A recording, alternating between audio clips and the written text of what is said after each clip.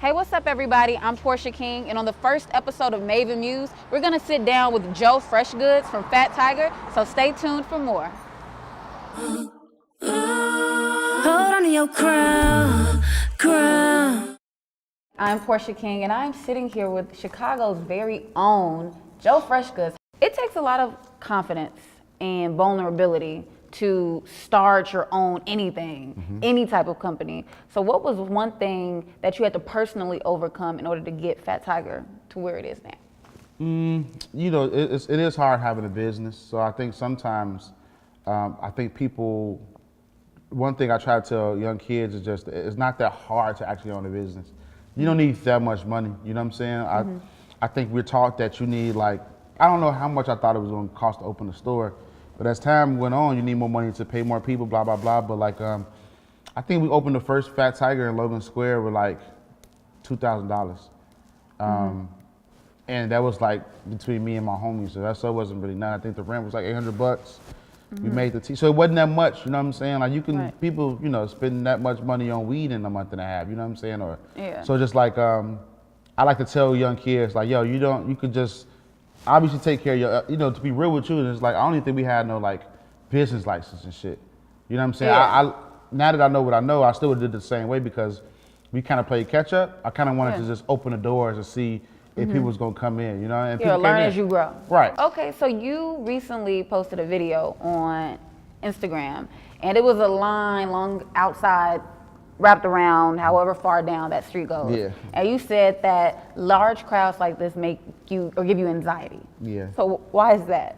It's a good thing, don't get into it. That when you have a brand and make clothes or have any type of business, if you have a line at the door, that's a wonderful thing, but you know, it's just not a good, it's not a good feeling to me. I don't be liking people being in the cold. So I like try to bring them donuts or coffee or oranges or something like that. Oh man, you know what I'm saying? that's really dope. Yeah. That's really dope. Yeah, I don't really be into the hype like that. I like the stuff sell fast, but you know, it's just, I get weird when it's a line. I be hiding in the back. What were you doing before Fat Tiger? So I started, when I graduated high school, I worked for Fashion Geek. Well, Al, well, he's one of the owners of Fashion Geek.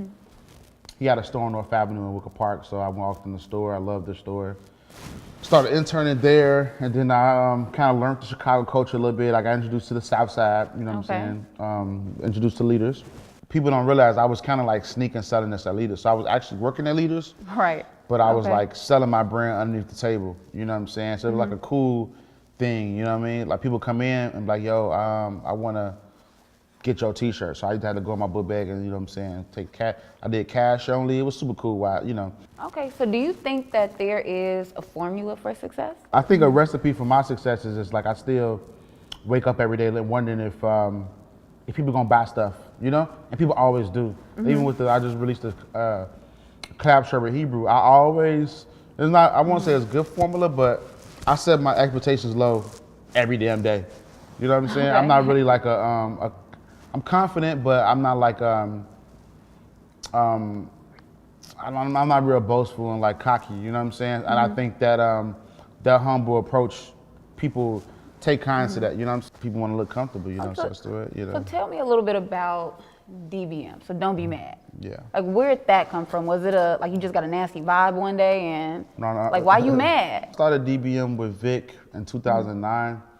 So it used to be called Doughboy Magic. Right. You know, I just wanted to show how clothes and drugs go hand in hand and how you can flip to return profits and all that type of stuff. So, and I'm always been big on storytelling. That's like a huge part of my brand. I started Doughboy Magic with $80. I think I bought like 12 t-shirts.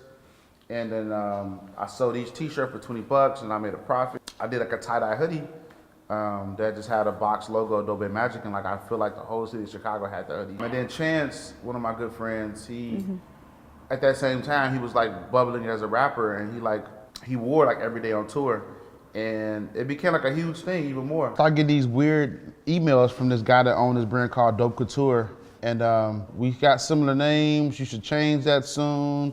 Ha ha ha, we friends though. And I was like, oh whatever. Because of dope. Because he had Dope Couture, the name of my brand was Doughboy Magic. And at that time, I didn't really like, now I know as much as I know now, I could have probably fought it. Clever way to keep DBM, but kind of throw a shot at him. So really Don't Be Mad is just like a diss to him. Okay. You know what I'm saying? A lot of people don't really know that. I'm super glad that I don't have a brand called Doe Magic at 31. So, you know what I'm saying? I'm glad don't be mad. It's just, you know what I'm saying? It's a good motif about like what's going on right now, like positivity. I know that you recently had a pop-up at Facebook. Yeah. You recently launched a partnership with some dope t-shirts with Hebrew.